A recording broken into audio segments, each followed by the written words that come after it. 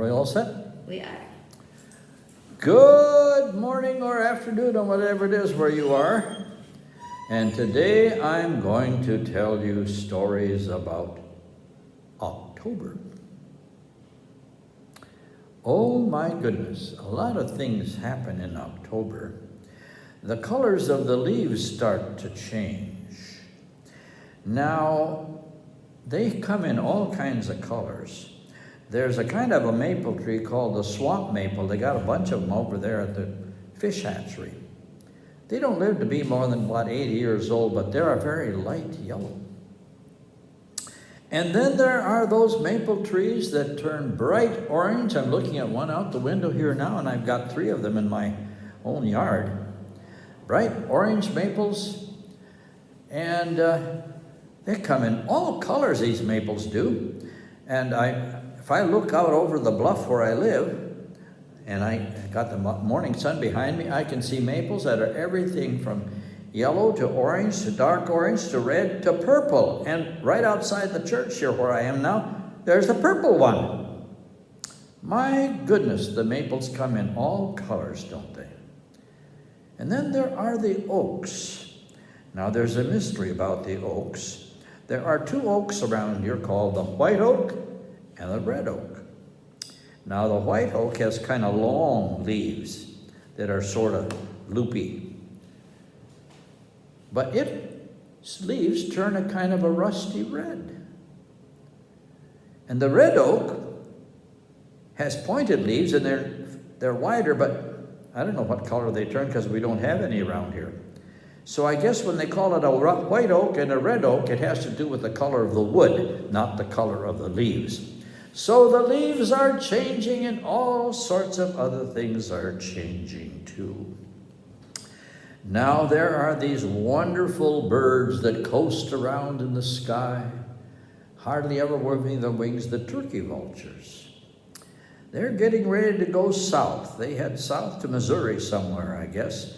So they're doing their last coasting in the sky, and I always miss them because they're so pretty to watch, especially at sundown.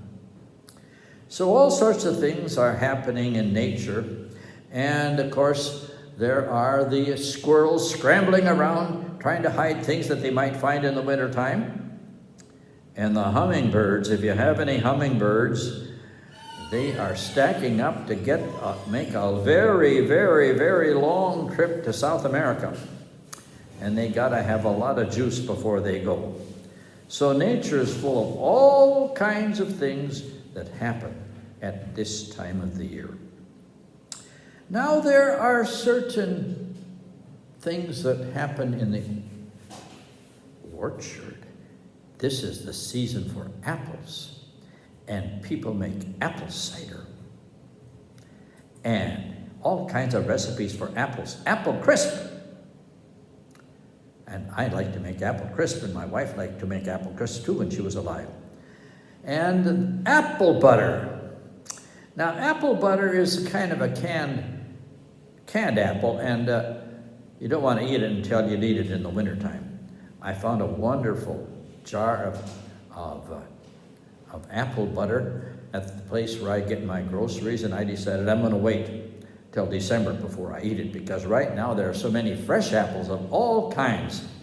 Now there are so many different kinds of apples. Now I remember part of a song about Johnny Appleseed. Maybe you have remembered it too. Apples, apples, apples are fun to eat. At breakfast time or supper, they're a great big treat. Golden, delicious, Roman star. People like apples, whoever they are. That's all I remember of it. But there was this guy called Johnny Appleseed who kept planting apple trees across America. Well, there are so many kinds of apples, it's hard to keep track of them.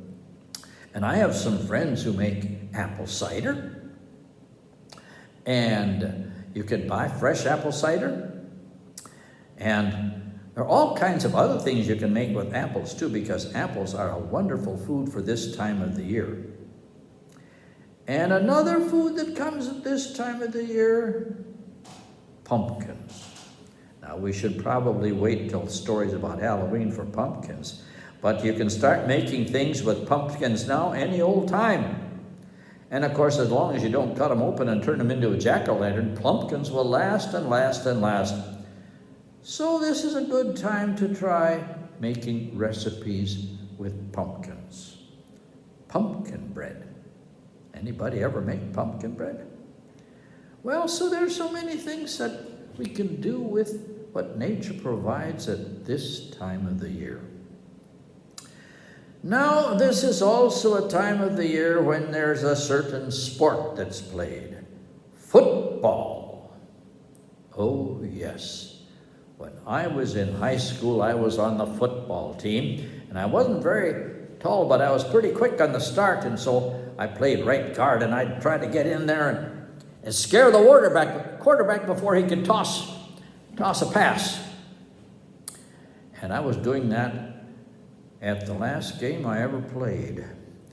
I was chasing after the quarterback, and some kid decided to stop me, and he did what's called clipping, and the coaches didn't catch it, and so broke 2 bones in my left ankle. Well, in those days, they didn't take x-rays. They just put my lower leg in a cast from the halfway up to my knee, all the way down to my toes. And I was on crutches. And in high school, when you get injured in a sport, you become a hero just like that. All I had to do was walk around on crutches, and I was a hero because I got injured in a football game. Well, there was another kind of sport in the country. Now, these little country schools, which would have anywhere from 20 to 30 kids, would have a softball team. And the fall was the best time to play softball. The first school I went to was called Palmer School, where I went in the 1st and 2nd grade, and we had a crackerjack of a softball team. We had my uncle, who was only 4.5 years older than me. He was the pitcher. His name was Eugene. And then there was Bob Hansen, not related to me. He was the catcher. And then there was a girl who was pretty good at catching, and so she played first base. And of course, they had to have boys and girls both on the team because, when half the kids are under the 4th grade, you got to use everybody. And so we had a great time playing softball in the country. And I remember there were 3 schools that we could play softball with. And they had the same problem, but because we had a great pitcher and catcher, we were the champions. And there were only 3 schools that played together, but it was as important as anything could be. It was just out in the country, that's all. Now, there are some other things that happen at this time of the year that can be important. Now, I grew up in the country, and some of you may have grown up in the country too. And in September, we would do something called silo filling. We'd take the corn that wasn't quite ripe, and it would get chopped up and go to the top of a silo. You still see these silos around. They were tall, and they had a kind of a dome-like roof on top and a place to put big pipe in, and this machine would grind it all up and turn it into something like sauerkraut, I guess. And so you'd fill the silo with that. And it was kind of like a corn version of sauerkraut. But then in October came the time to pick the corn that was ripe and hard. And you'd get a little gadget that would go over your thumb, and it had a hook on it. I guess it would go over the right thumb and had a hook on it, and you'd jerk that corn cob off the stalk, and then you'd peel it back with this other gadget and break it off, and then bang, throw it against what they called a bang board. Yep. And you take it into a into a building called the Corn Crib. Now, maybe some of you remember this. The Corn Crib was built kind of like this, and sloping sides, and you'd go right in the middle, and you'd dump that corn into the corn crib where you wanted it to dry. And because it was sort of sloped like this, the rain would go off, and you would use it in the wintertime to grind it up, cob and all, and maybe mix it with some ground oats or something like that. And that's what you'd feed the cattle in the wintertime, together with some other stuff you'd grind up. Ground oats. Couldn't feed it to horses. They wouldn't eat it. So we had this thing called the Corn Crib. And there aren't many of them left around here in the countryside, just like there aren't many silos left either. There used to be silos for the soft corn and corn cribs for the hard corn. And it no longer is the way people farm anymore. So there are these old buildings hanging around there, reminding us of what life was once like. Now there's another kind of thing that's good to do in October, and that is camping. Because in October, and there was this lady who wrote a poem about October's bright blue weather. Well, October is a good time to go camping if you're that kind of family, because the mosquitoes are gone. And you can make a fire for roasting whatever you want to roast, wieners, marshmallows, and you can kind of cuddle up to that fire, and it feels good to be warm. And then you can go into your tent, and it's a good time for a sleeping bag, and a perfect month for camping if you're the kind of family that likes to go camping. Well, I am the kind of fellow that likes to go camping. Now, you used to be able to ford the creek over at North Bear Creek. Can't do it anymore. And we go across that creek, and you just drive through the water, and we'd set up an umbrella tent. An umbrella tent has a little awning in the front so that you can sit out there.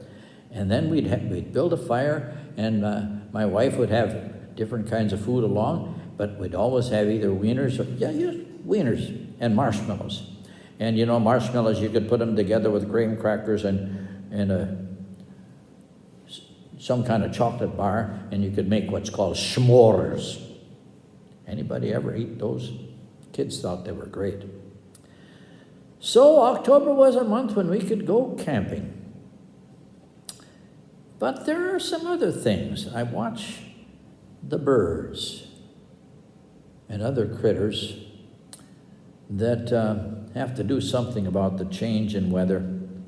And there are these turkey vultures I mentioned. They wheel around in the sky, and then they head south. But the hummingbirds, they're going to make a real long trip, a couple thousand miles. And so they have to get a lot of juice to make it all the way. And boy, do they tank it up. And they are very jealous. They don't let any other hummingbirds in there. And so they load up because they're going to make a big, long journey. And other creatures make a big, long journey too. And this is when the goldfinches have their kids, and they take the down of the thistle. So all the creatures have to make a kind of a change that goes with the weather. And people have to make a change too. And some of the things we do are things that we do just because, well, winter is a-coming on. And so we have foods that we make. And then those with little old rituals that we do called, football and the old-fashioned softball. And I remember when I moved to another school, and we had a school called Willow Hill. Well, it was very hard to practice for for a softball game in Willow Hill because it was a hillside. And we had a very good teacher who thought we should all be involved, but I was a new kid there. I was in the 5th or 6th grade when we moved there, and they already had their team sort of selected. And it included some girls, but they didn't want to include me on the team because I was a new kid. And that made me very, very peeved. Well, came the day when we went to the school north of us. I can't remember what it was called. And we couldn't play a game at our place because it was too hilly. But this other place had a level ground, and so we went up there to play Pleasant Valley School, it was called. And it was level up there. And so the people who were in charge of the team said I couldn't play on the team. But our teacher said, yes, he can. Everybody's got to play. So that was my chance to prove that I could do it. Well, those old softball games weren't terribly challenging because you were lucky if the pitcher got it across the plate. And if somebody threw the ball, you were lucky if somebody caught it. But there was an umpire there. One of the fathers was the umpire, and so the ball came in and I swung. Strike one. Oh, dear. Next pitch. The ball came across it. Strike two. Oh, dear. One to go. I remember backing up, getting ready to do a haymaker on that ball, and the ball came across and bam! Out in the field, and I ran, and I got to second base. But by that time, 2 of our people had been struck out at home, so that was the end of the game. But for me, at least I was a winner once on that ball team. Well, life in the country was a whole lot different than life in town. And so if you grew up in the country and went to one of those little country schools, October was a different kind of month. And the leaves would fall off at the end of October, and of course, next story time, I'll have to talk about that wonderful holiday called Halloween. Oh boy, we don't want to talk about it ahead of time. It's just got too many things in it. So we would get ready for that, and I remember we would have to, as the leaves would fall out in the country school, guess who got to rake the leaves off the yard? The school kids and the school teacher. So we did our duty because that's the way it was in the country schools. And we had a pretty good time doing it. I can't remember if we did any celebrating other than the fact we just got the leaves off. And the leaves would stay off until spring. So there was always something to do. And the nice thing about growing up in the country is that every season something changes. You never get bored if you grow up in the country because there's always something changing. And in town, not quite so true, except you do play football in the fall and basketball in the winter, and the track meets come in the spring. And so that's how we make the seasons happen. We do what we have to do when it's the time to do it. And I watch those squirrels out back burying nuts here and there. I wonder if they ever find them again. And the raccoons.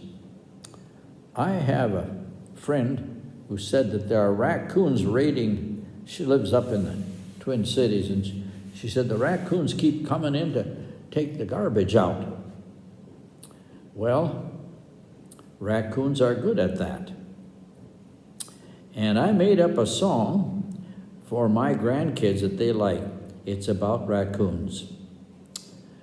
When the sun goes down and the dark is soon, we see the shape of an old raccoon with sparkling eyes and a bandit mask. And what is he doing? We dare not ask. He's stealing food, any kind of food, 'cause food tastes good to an old raccoon. And soon we see by the light of the moon many, many more than one raccoon, with mama in the front and the little ones behind. And what are they doing? They're trying to find some food, 'cause food tastes good to any kind of coon. Boom. I like to make up songs for kids. Well, I hope you have a good afternoon. It's tough times these days. Yep. And voting is going to be kind of tough too, but sure is a good place to live in Decorah here, because they'll mail my ballot to me. I'll get it tomorrow probably, or today. And then I just take it to the courthouse, and I've taken care of the important job of voting. So, I hope they make it easy for you too, because voting is quite important. And it's a tough time in the world these days. Lots of things happening that aren't very happy. Lots of people dying. Yep. And the country that's had the most cases of the virus and the most deaths, the United States of America. Not something to be too proud of, is it? Well, I hope somebody has some good food for you today, and I hope you get to vote, and I hope happy things happen, because sometimes they do. And in the little places like Decorah, Iowa, happy things happen more than they do in some of the big places. So have a good afternoon. And I can't see you, but you can say it's good to see you. Oh well. Isn't that nice? There's a tree outside there. I don't know what kind it is, but it's a light green. Okay, that's my story for today. Thank you. I don't know how much time I feel.